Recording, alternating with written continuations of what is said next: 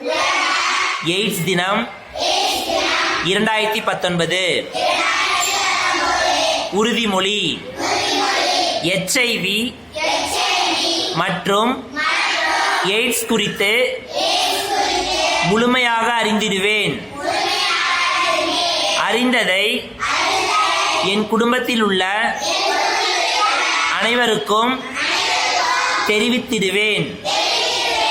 புதிய HIV AIDS தொற்று இல்லாத குடும்பம் மற்றும் சமூகத்தை உருவாக்கிடுவேன். தன்னார்வமாக இரத்த பரிசோதனை